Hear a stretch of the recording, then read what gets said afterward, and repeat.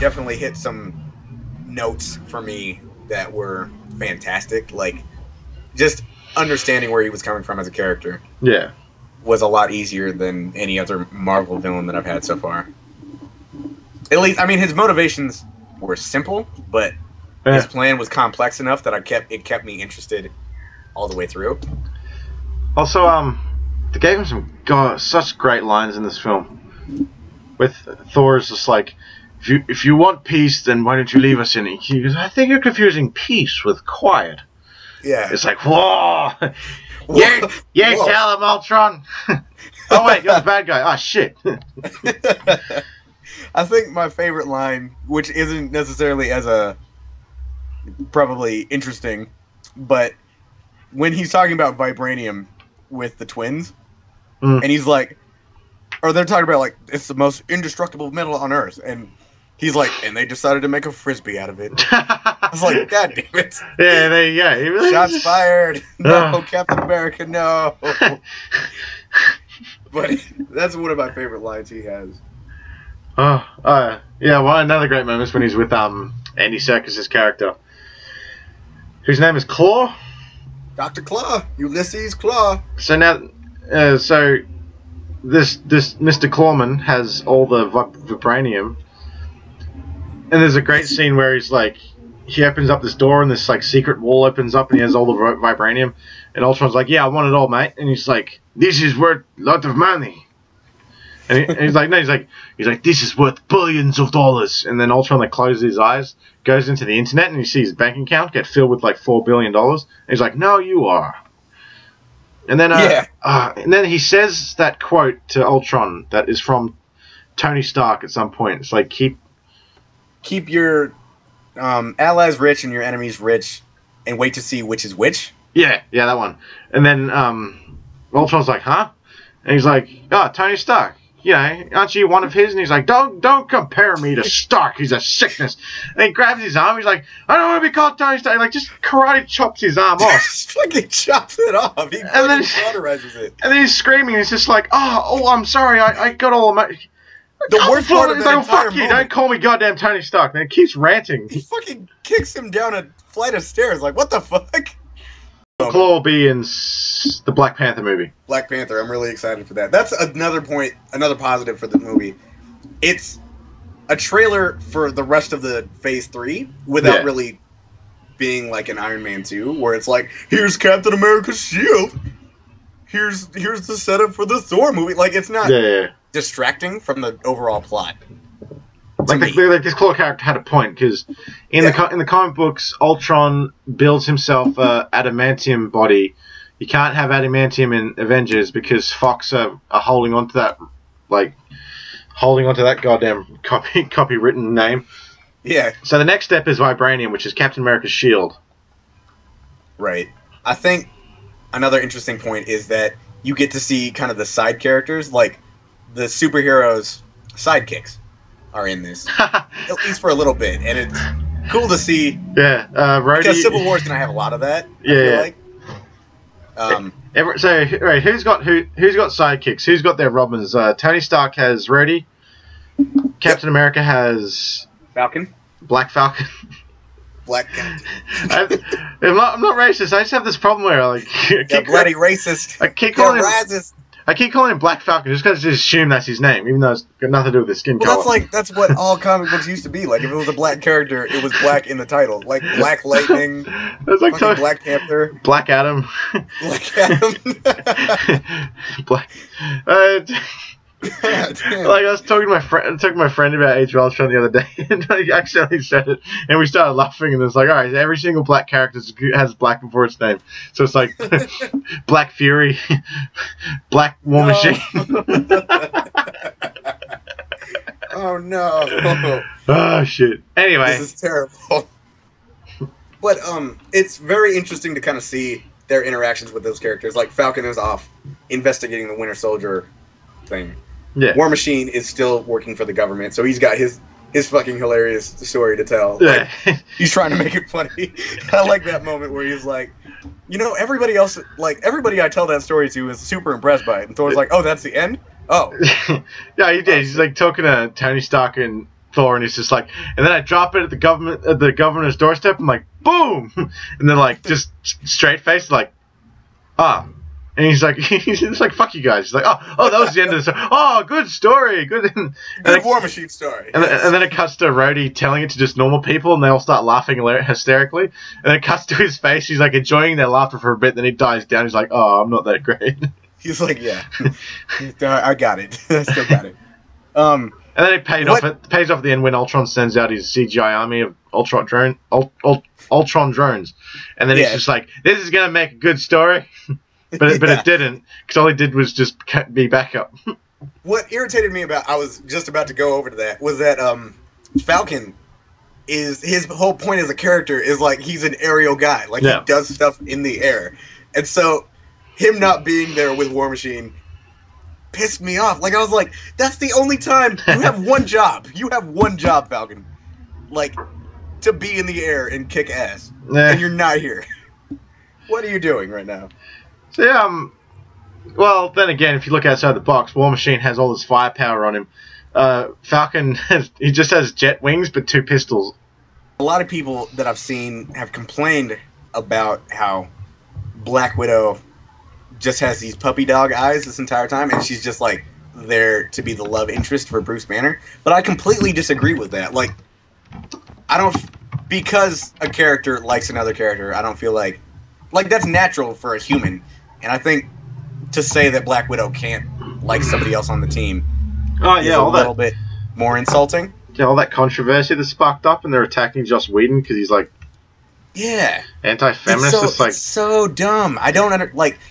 The fucking idiots. Oh my god. It's like, oh no, a woman can't like a man because that's degrading the womanhood of the character. Like, no, that's a natural thing of life. Like, fuck you. Like, also, people don't look at the logic. They'll go and see the new Avengers film. They'll be like, all right, they have this Black Widow character, and then they introduce one more woman, which is Scarlet Witch. And then people just see the fact they've just introduced one, gone, oh, this is like pro-man. Then, like, well, why aren't there more female superheroes? Fuck this film. Fuck all these misogynistic filmmakers. But they're not looking at the point of, they've just introduced a new one.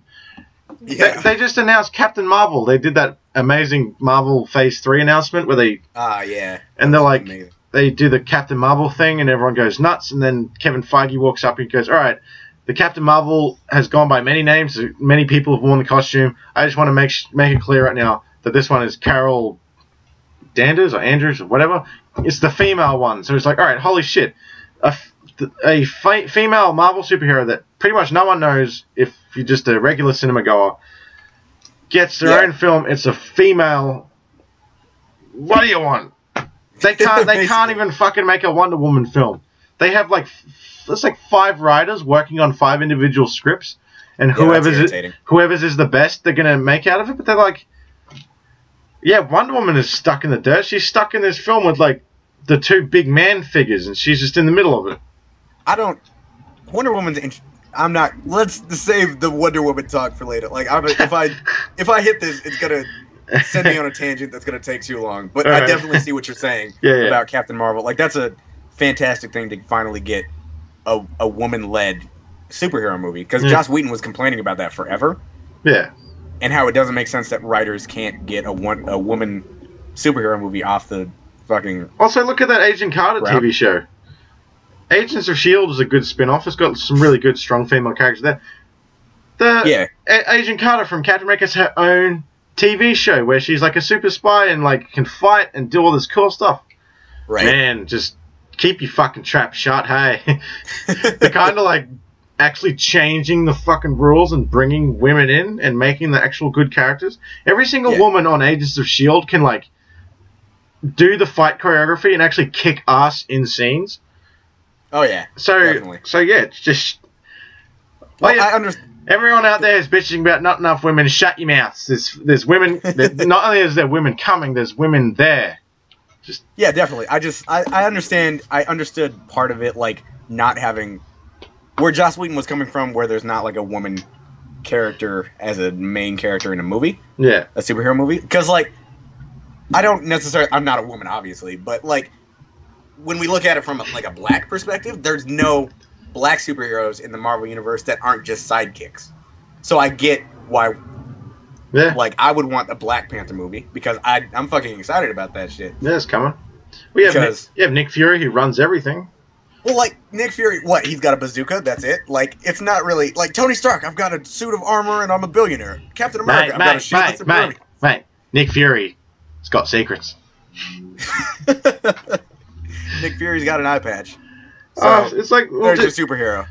yeah. See, this is why it's like it'd be easy just to jump on Marvel, and be like, oh, you're not ticking this box, you're not ticking that box, but they Oh, no, are. no, no. I'm They're not, doing like, it ticking very slowly. boxes. It's just, it's very nice to see that they're finally doing it because growing up, like, it's kind of hard to be like, Green Lantern from the Justice League cartoon was the coolest character to me because he's the only, Yeah, like, black superhero that was like, he was a cool guy. I feel like Black Panther, he's black, but he's like African black. So he's like, I'm a Wakandan and I hate everybody that's not a Wakandan. Oh no, shit, no, wait. The Hulkbuster fight, real quick. oh What yeah, was interesting about that I wanted to hit on is how much they paid attention to, and this wasn't just the Hulkbuster fight. This was the ending too. Um, Civilians and casualties and how they were affecting the environment around them. oh sure. Like, there's definitely, it's not even throwaway lines, but it's like important lines where like Iron Man is being beat up on by Hulk as they're flying towards a building, and Tony's like, "How fast can I buy this building?" Like, oh shit, like that's a good line to have there because we see shit like that. Like Superman gets punched through like 15 buildings in Man of Steel, and Oh, he's just like, "I saved everybody." Like, no, shut up. also the part where the Hulk throws him, they're in a building, bursting through a building, and an elevator gets broken off, and it's like hanging, and the Hulkbuster quickly grabs it, and Yeah, like it's just within seconds the Hulk's gonna tear through and start the fight. So he's like holding it over. He's like, quick. He's like, hurry up, get out, hurry up, and like people are getting out. It's like they show that. They don't show yeah, that in Man of Steel. It's just like the big 40-minute fight scene in Man of Steel was just so just. There was no heart to it. It was just so nerds could be like, well, if there technically was a Superman, that's what it'd be like. It'd be thrown in through buildings and stuff. But like, yeah, it didn't connect to anyone on an emotional level because he doesn't actually. They don't address the city at all, except for one stupid scene right. where it cuts to Lawrence Fishburne on a cheap shitty little set, and they're saving a woman trapped under debris. That's it. That's the only like emotional moment. It's like just so out of place. Yeah, but especially like this movie was definitely they cared about the casualties. Like Captain America in that last scene when he's talking about with Black Widow, or not the last action kind of scene where they're fighting and the fucking island is basically going up into the air. They're Yeah, like, no, like we can't just leave everybody here. Like I'm not gonna sacrifice a single life on this fucking yeah, rock. yeah. There's so much time dedicated to like showing them before it. So before the big CGI battle and Ultron rocks up, they're actually like evacuating the city, Yeah, trying their absolute hardest to evacuate the city. And even once Ultron has the island magically rip up from the ground, because he's gonna then drop it on the Earth and it'll blow up forever to die. right. They bring the helicarrier back, and they send out cargo ships to pick up the remaining people on the island. It's like there's all this time dedicated to being heroes. Yeah, definitely. That's probably one of the biggest pluses for me, and I think that's what kind of gives the last scene heart and actually makes me care about what's going on. Because other than that, it's just kind of like another battle with CGI characters. And another thing that I liked about them more than the Chitauri is that it doesn't kind of end like episode one. Like it would make sense in this for them to all die at the same time rather than the Chitauri Yeah. did in Avengers, where they're just like, nope, just kidding, we're all dead. Like that was a Oh, very much the great thing is they don't do that in this one. yeah. You could have them kill the main Ultron. They all powered down, but they make a point to show that there's like five Ultron bots left, and then they fly away, and they're like, "Where the fuck do you think you're going?" And they like shoot them all individually, and then just one trashed one climbs a mountain, and Vision rocks up. He's like, "Well, you're the last one, aren't you?" And they have the best conversation in the entire movie Yeah. about about humanity, not even like humanity as a whole, and like whether it's good or bad, in a very kind of godlike sense. Like they're separated from humanity, so they can observe it without really. Yeah, and within two counter sentences, they like just make this amazing moment where Ultron's like, they continue to be this way, then they're all doomed, and then Vision's like, nothing beautiful is like meant to last. Yeah, You're that like, was like super sad to me. you Like see, I was like, that's so true. God damn. Like my feelings. and then they have a bit more dialogue where Ultron's like, you're incredibly naive. But then they did this moment that I didn't really like, where then Ultron then lunges at Vision and he uses his face laser to kill him. It'd be Yeah. so. I reckon it'd be a nicer, like a better payoff moment if the Ultron was like, "Well, I'm defeated, so do it," and then Ultron and the Vision just makes him like evaporate, like the Rorschach moment from Watchmen. Oh yeah. Well, I kind of the thing that irritates me is that the only villain that's been able to carry on throughout all of the Marvel movies is Loki and Thanos. And Thanos we don't really know much about, but Loki's kind of interesting, and he's cool because he affects more. Like they're not going to kill him off, and he's affecting more than one movie. I kind of wanted Ultron to like at least a little bit survive. Like Vision didn't want to kill him, Yeah. so I think my friend walking out of the theater was like, I was like, oh man, like I'm so pissed off that Ultron didn't at least survive a little bit. And my friend's like, well, what if Vision? We don't really see Vision like disintegrate him. Like, what if he just transported him somewhere else? But that's what every single Infinity Gem has done, according to speculation of the fans. It's like the Tesseract made Red Skull go to somewhere else. Yeah, The Ether made Malekith go somewhere else, but no one gives a fuck about Malekith. Who cares? no one cares about him. They said that the Power Gem from Guardians made Ronan go somewhere. Now you could be like Ultron went somewhere. So is there going to be like some kind of... I didn't even think about that. Damn. Wow. Is there going to be a moment like Infinity Wars where they all rock up via the Infinity Gauntlet and Thanos is like, oh yeah, I've got some friends with me. That would be fantastic. Like, what was your favorite action scene in this? Probably the Hulkbuster.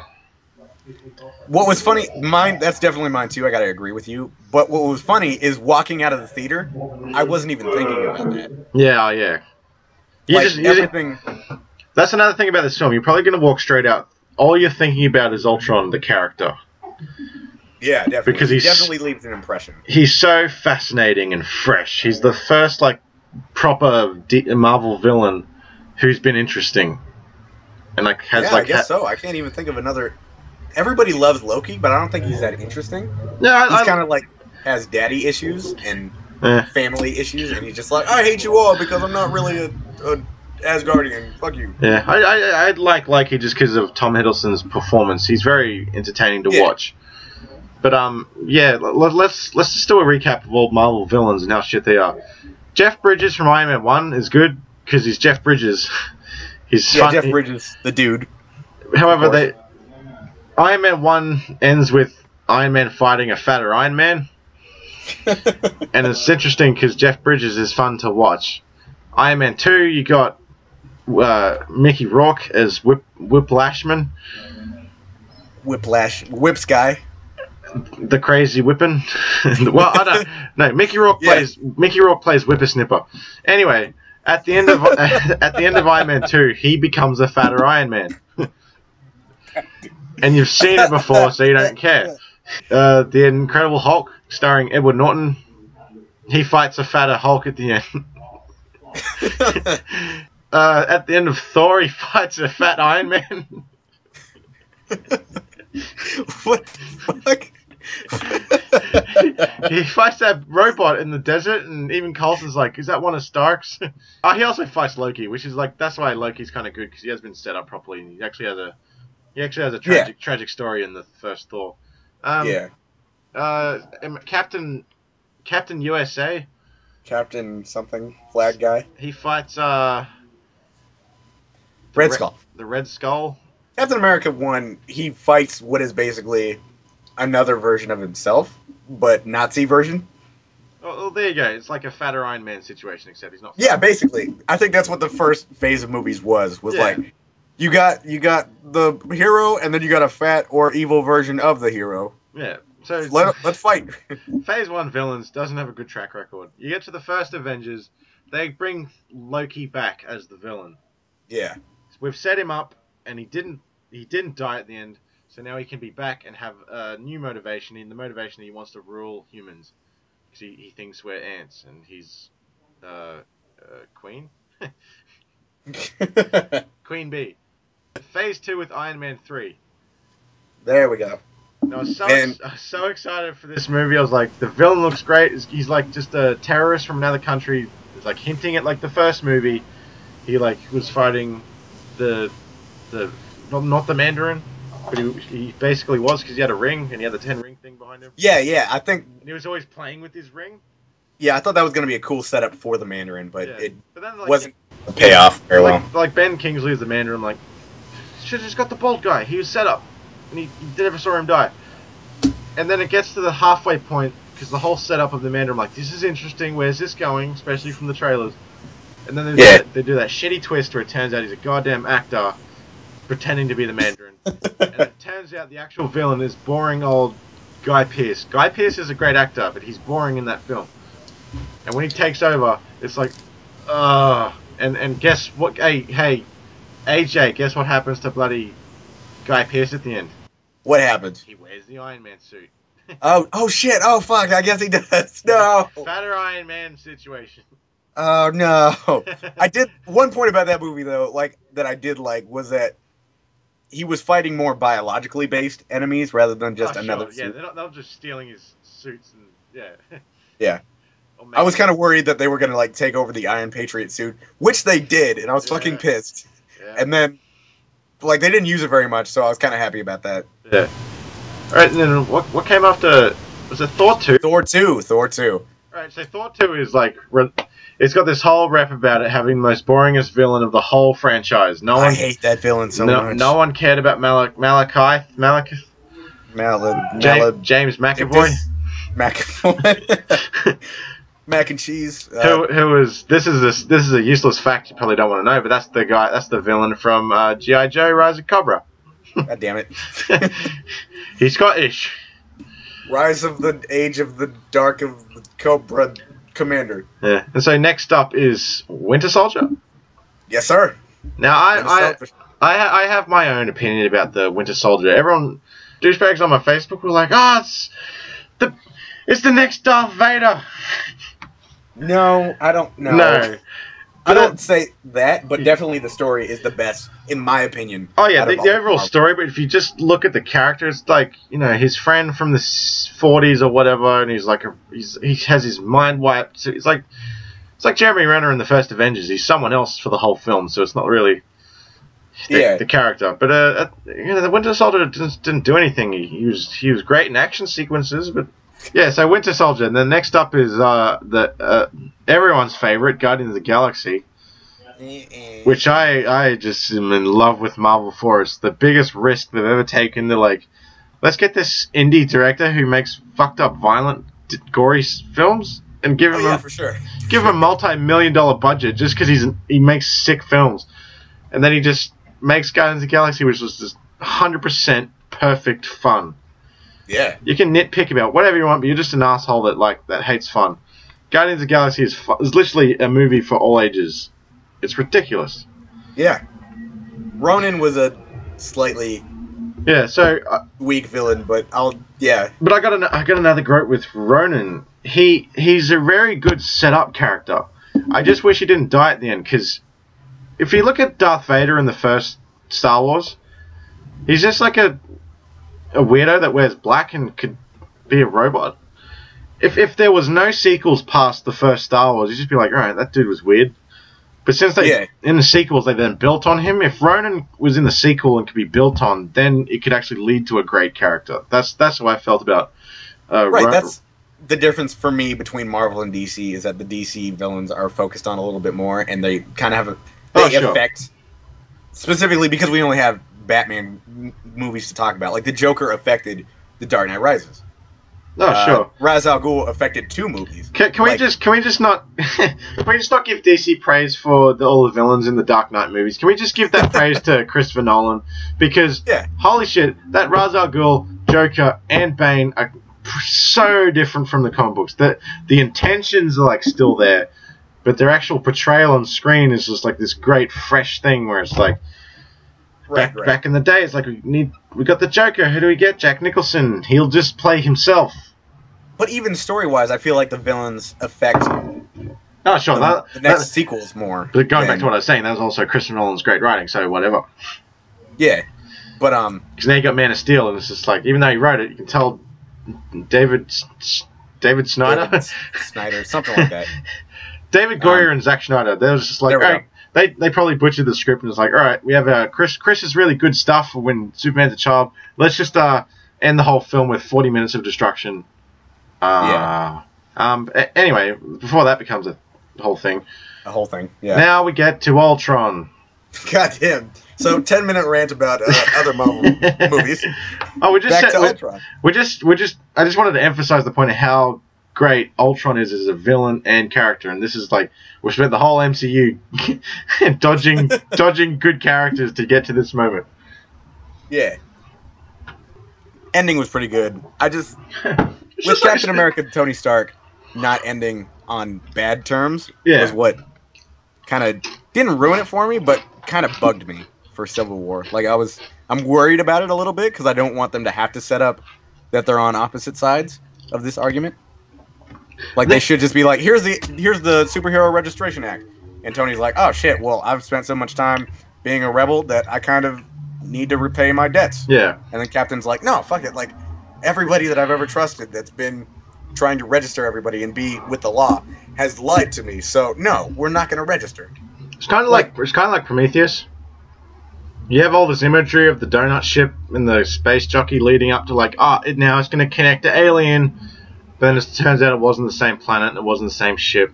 And now in another sequel they have to set up where the ship and Alien come from. You're like, ah. And you're like, so what was the point of all of that? Because there's so much of Cap and Tony Stark hating, they start getting a bit heated throughout the whole film. They're starting to trust each other less. It's so perfect. You end on that note, and then once you start Civil War, then it's just like where you picked off. It's just too, you start to get sick and get tired when it's like too stop and start. Yeah, definitely. But are you eating shit over there? I'm eating chips. Bloody professional, not professional, you unprofessional fuck. What the hell are you doing? I got hungering. God damn it. I thought we specifically agreed on no food. We didn't agree on that. That's a lie. But now we're agreeing on no food, right? I'm sorry. Damn it. God damn it. No. I've been eating chips the whole goddamn time. I couldn't even tell. What the fuck? Must be slipping in my old age. I don't know. I just didn't like that last scene with Captain America and Tony Stark and Iron Man. Because it didn't feel like a movie away from now we could be having them fight each other. Yeah. So they should have ended on bad terms, just so the first half of Civil War isn't them being friends and enemies again. So that's what I'm scared about, is that they're going to have a lot of writing time focused on them turning against each other rather than them having been against each other since the start of the movie. Yeah. If you put either one of them on anyone's side, it's done. You're done. You put it on because if you think about it, I think Hulk and Thor would definitely be against Tony Stark. Oh, sure. Thor doesn't like Iron Man at all. He likes Tony Stark. He doesn't like Iron Man. Yeah. He doesn't realize when they swap out costume. He's just like, wait a minute. The fuck is this? It's that metal man again. Get him out of here. I do not hide behind suits of armor. Huzzah! He's like, hello, Tony, what's going on? God damn it. But I think Hulk wouldn't, after getting beat up by Veronica in this movie, a.k.a. the Hulk busta suit, I don't feel like he'd be on Iron Man's side necessarily. Yeah. For any reason at all. Yeah, because Civil War is... We're not going to discuss Civil War. We're going to stay on topic. But the gimmick of Civil War is Tony Stark wants all superheroes to register so they can be in the system and everyone can know who they trust and who they can't. Right. Captain America is against that because everyone shouldn't have to be like named and put on a list. They should be whoever they want and free. Because he'd go to Bruce Banner and go, I want you on this registration list, and Bruce Banner spent his whole life trying to like avoid being on anyone's list. Yeah. I know. Yeah, right. Age of Extinction. I mean, damn it. I was avoiding that joke so much. Age of the Planet of the Apes is going to be a great. There we go. It's going to be a great film. That's a fantastic movie. So let's talk about Dawn of the Planet of the Apes. No, damn it. In one of your favorite moments where Hulk jumps in the fucking plane, and Ultron's like, "Oh, for God's sake!" and just gets thrown out of the fucking plane. No, that's not the funny part. The funny part is the way it's executed. It's just the camera is in the plane, looking out of the cargo like drop area at the back of the plane. You just see Hulk jump into the plane, just off screen. You don't even see it. You just hear him go, "Oh, for God's sake!" and he just gets thrown out. And that was the problem because spoilers, Quicksilver dies even though fucking someone leaked it to the internet and everyone was talking about it. Everybody was talking about it. I had a friend come up to me, well, like in the kitchen once, and he's just like, "Oh, so apparently Quicksilver dies." I'm like, "Is that official?" He's like, "I don't know." I'm like, "Well, fuck." And then it gets to the film, like, okay. Because it's such a great moment between him and Hawkeye. Him and Hawkeye have had this rivalry the whole film. You didn't see that coming? Yeah. Sorry.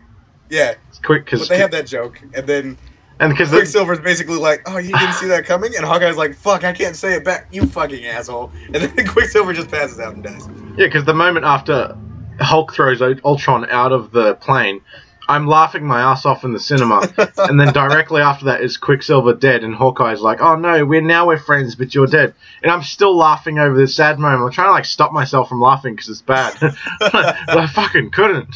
Closing thoughts on the film. Fucking great. Oh my god, marvelous. Definitely. And I think they just keep nailing them on the head every single time. They don't get it right every time, but when they do, it's fucking, they're knocking it out of the park. To me. Yeah. Like, there's certain films that I just can't sit down and watch again. Like, they're still fun. You can sit down in Thor 2 and be like, "Oh, this isn't as great. Like, I have all this expectation on the Thor character. This isn't a really good film. It's not going a bit." Like, you can't deny not being, like, entertained while you're watching it. It's still got fun moments, good action moments here and there. So it's like, it's not... Yeah. They're not amazing movies. But they didn't also waste your time and money. Well, money. Probably. In my opinion, I think Age of Ultron is like a full price. Like So official 10 out of 10 for me. Official rating $10 out of $10. Well, $9.50 out of 10 because I think there's a little more. I wanted a little more from the characters. Like I wanted to see. It left me wanting more. Story-wise, like we didn't necessarily see where the Hulk was at, and I was kind of irritated about that. Yeah. There's a lot of shit with Thor that was cut out, where he kind of just abruptly shows up, and he's like, "No, we need a vision." And then, other than that, that's like my only complaint with the movie. Yeah. Well, I'm gonna go $9 out of $10. Nice. That's still high praise. It's fucking 9. But I'm just gonna keep that dollar because that dollar would have went to the extra hour that I should have seen. Yeah, it's like if you just give that dollar to the extra hour, that extra hour wasn't filled with amazing action or anything. It was just extra explanation of stuff. Yeah, definitely. But no, that's a fantastic movie. Go see it. Go enjoy it. Go love it and shit like that. Yeah. Yeah, Jesus. That's how I feel. Jesus Christ. Oh, for God's sake. What a movie. All right, that's all I got to say about it. That's all I got to say. That's all I got to say too. Perfect. Thank you all for watching this. Definitely subscribe to CorderyFX because he's got some fantastic videos. Jeez. Fantastic effects videos, eh? See how I did it? See? CorderyFX, and be sure to subscribe to me. Be sure to subscribe to Varathrax Entertainment Home Video. God damn it. Phenomenon Entertainment. Don't subscribe to Phenomenon Entertainment because I'm a shitty person and you'll hate me. So, yeah.